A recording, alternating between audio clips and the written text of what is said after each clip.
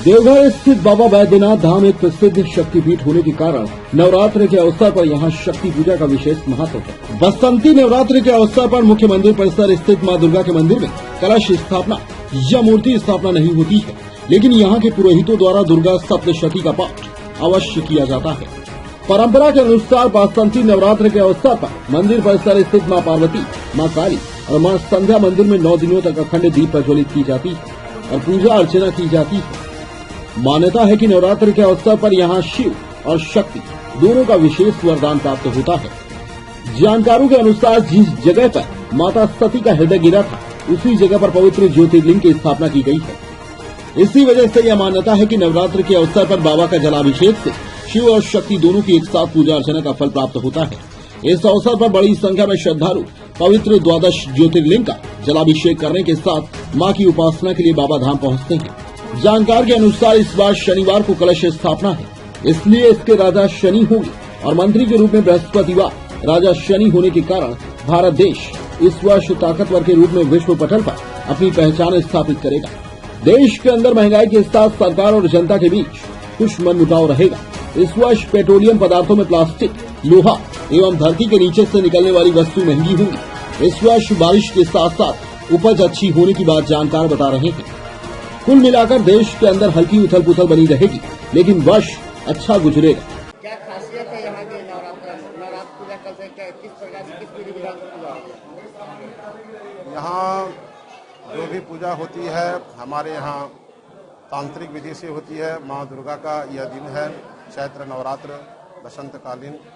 इसमें हम लोग दुर्गा जी को प्रसन्न करने के लिए, उनका आशीर्वाद पाने के लिए, विश्व के कल्याण के लिए, रक्षा के लिए, सभी का रक्षा के लिए हम लोग यहाँ दुर्गा जी का पाठ करते हैं, आराधना करते हैं, उनका विधि विधान से पूजन करते हैं।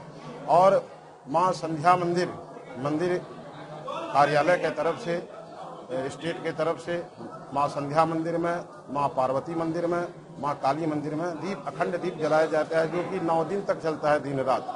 यह प्रतिपदा से लेकर के 9वीं पर्यंत जलता है और उसके बाद विसर्जन किया जाता है। कलश क्यों नहीं होता है यहाँ? कलश पूर्व से ही देखा गया है कि यह खास करके इस चैत्र नवरात्र में कलश नहीं बैठाया जाता है, केवल दुर्गा जी का पाठ ही होता है। तो उस परंपरा के अनुसार जो यहाँ पर कलश नहीं बैठाया गया। शुरू से क्यों नहीं बैठाया गया तो हम नहीं बता सकते हैं, लेकिन कुछ हम लोग नया कर भी नहीं सकते हैं। जो पूर्व परंपरा चला आ रहा है वही को हम लोग निभा रहे हैं। क्या है खासियत है इस बार? देखिए, हमारे शास्त्रकार जो हैं सो जब जब ऋतु परिवर्तन होता है, उसी कवल में ऋतु परिवर्तन के मध्य में ही जब आरंभ होता है, उसी समय शक्ति उपासना के लिए देवी की उपासना की जाती है। और चैत्र नवरात्र कल्प जो है वो सूरत राजा ने इसको आरंभ किया है। और चैत्र नवरात्र कल्प जो है सुख और समृद्धि के लिए, अपनी बॉडी में, अपने परिवार में पॉजिटिव ऊर्जा प्राप्त करने के लिए यहाँ पूजा किया जाता है। घर में देवी का घट स्थापन माने कलश स्थापन करना चाहिए, जौरा का रूपन करना चाहिए और 9 दिन तक दुर्गा सप्तशती का पाठ करना चाहिए। अगर आप स्वयं करना चाहते हैं और आपको संस्कृत पढ़ने का नहीं असुविधा होती है, तो आप रामायण का नवरात्र प्रवाह जो होता है वो आप कर सकते हैं, अगर स्वयं करना चाहते हैं। और नहीं तो नैमिष्टिक जो नैतिक ब्राह्मण हैं, जो रोज संध्या तर्पणादि क्रिया करते हैं, वैसे ब्राह्मणों के द्वारा घर में पाठ कराने से आपको सुख और समृद्धि प्राप्त होगा। वर्ष पर्यंत जो अगला संवत्सर बदलाएगा, उसके कल में आपको सभी बाधाओं से माता दुर्गा जो हैं, बासंती देवी, बासंती माता, वो आपको सुरक्षा देंगी और आप सुखमय जीवन अपने परिवार के साथ व्यतीत कीजिएगा। क्या इसमें कुछ क्या खासियत है मतलब कि इस बार? देखिए, इस बार शनिवार को जो है सो प्रतिपत्ति तिथि है और राजा शनि है। शनि सब कुछ कर सकता है और सब कुछ नष्ट भी कर सकता है।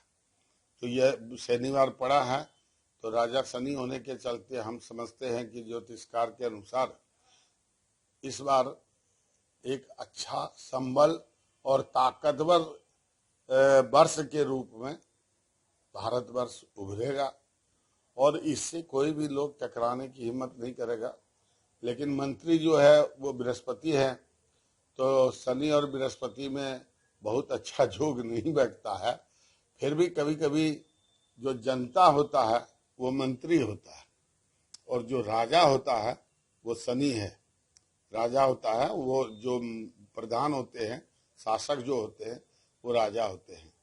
तो राजा और शासक और जनता के बीच में थोड़ा बहुत रिफ्ट आएगा, लेकिन ज्यादा नहीं होगी। कुछ महंगाई बढ़ेगा, कुछ अभाव होगा। शनि का पदार्थ जैसे पेट्रोल, प्लास्टिक, लोहा, अन्य